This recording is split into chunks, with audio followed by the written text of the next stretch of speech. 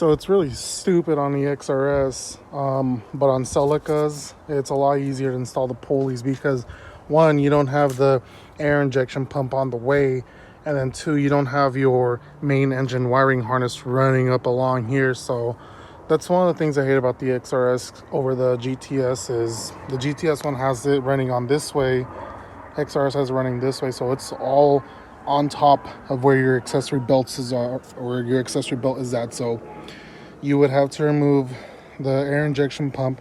It's really simple, I guess. It's not too hard. It's an inconvenience. That's all it is. Or maybe I'm just lazy and don't want to do it. But let's get this out of the way. So first, you have this one tab right here. You want to push it. Let's see. Is it broken? Oh no, it's not broken. So just push it this way, and it should slip right out from the tab right here. Just slips out. And then you have another over here. You could probably try and push it up. I've done this a couple of times. Or you could just do it the right way and you get some needle nose and just pinch the clip so that way it slips right out.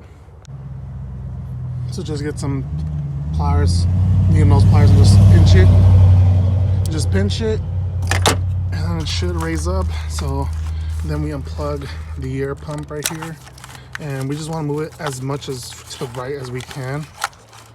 Get some space for the accessory belts. And now we're going to remove the air injection pump. So you have this right here. You want to loosen this. But first, let's unbolt these two 12mm bolts.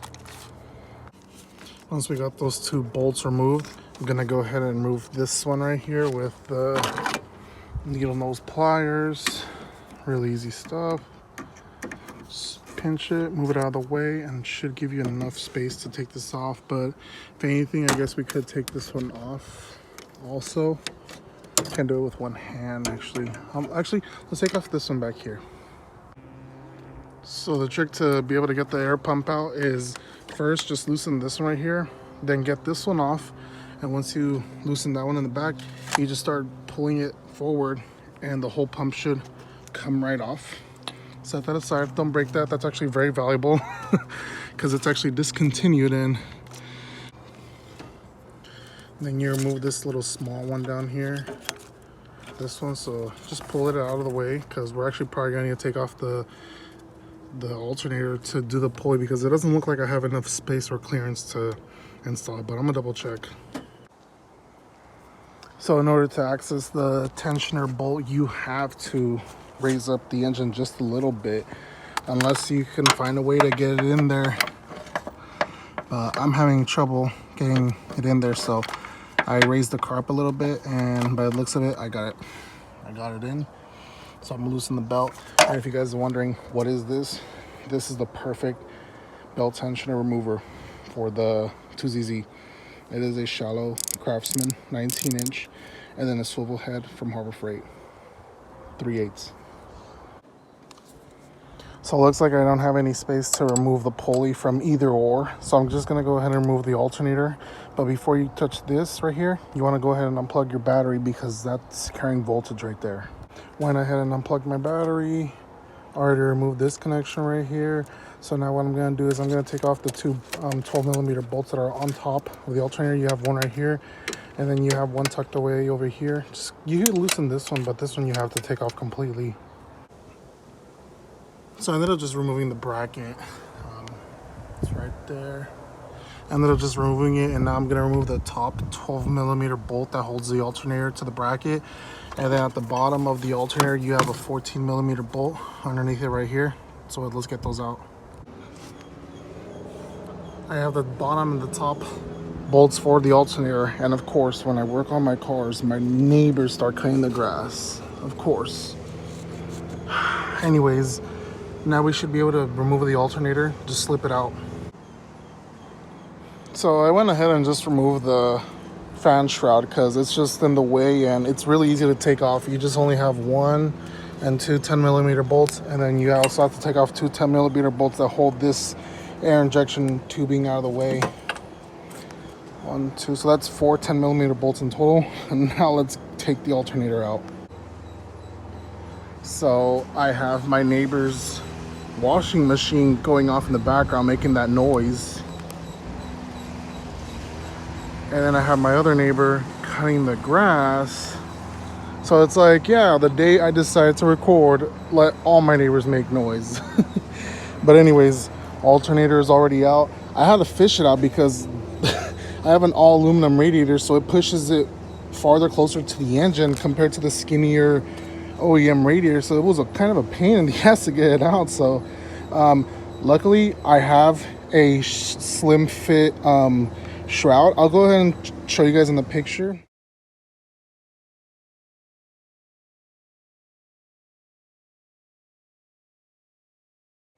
What I ended up buying, I'm not going to install it today because I was actually told that the fans aren't the greatest, but that's the only way to get that shroud from eBay really cheap. So I'm going to upgrade the fans on it, but that's going to be for another episode, not today. And now that you have the alternator out, now you should probably best to tackle the water pump bolts. You have 4 10mm bolts all around the water pump. Just go ahead and take them off. If you have to use pliers, what I like doing is I put the pliers in the back. There's a hole where you could put the pliers in and then access the front of the 10mm bolts. That way it doesn't spin on its own freely. So let's go ahead and swap this out real quick and see how the pulley looks. So what holds the stock pulley in place is a 22mm. What I like to do is I like to grab my impact and just yeet it out. I gotta do this with 2 hands. So it doesn't take much to take it out. Just go ahead and hold the pulley like this with your hand and just tap, tap, tap, and that should be enough to break it loose. I tried to do this with this installed in the car, the alternator, but it wasn't working out. So the impact does an easier job, and it's just easier to just take it out and just swap it. But check out the comparison. Holy crap, that's a huge difference, and the weight is just unreal. It's like half of its weight. It's like half of it. This is really heavy, man. Compared to this is like carrying like 2 empty bottles or 2 empty cans of Rockstar, the big ones. New pulleys installed. So good. Let's tackle the water pump now. So this is what I do. There's holes in the back of the water pump pulley that you shove this in there to hold it, and then with my long 3/8 I just loosen them, and once I break them free, then I just with my fingers I just remove them out. So here they are removed. This is the stock one. Yeah, it's about half. The weight is just about half. This weighs just as much as this, but double I guess. So this is like half the weight. You're basically cutting half of the weight with these pulleys. So now that I ended up removing those, I got my 4 bolts right here. So we're gonna hand tighten them. Just throw them back on. Went ahead and installed the water pump pulley already. Already dropped in the alternator. Just gonna finesse the bottom 14mm bolt. This one's the fun one to put on. Oh God.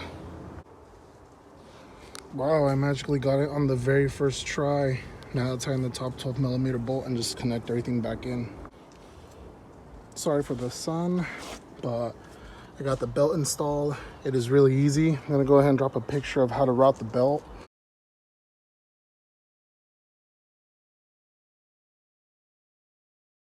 But other than that, that's good. So I'm just gonna go ahead and start plugging everything back together and putting the fan shroud back on. Everything's put back together. Engine sounds good.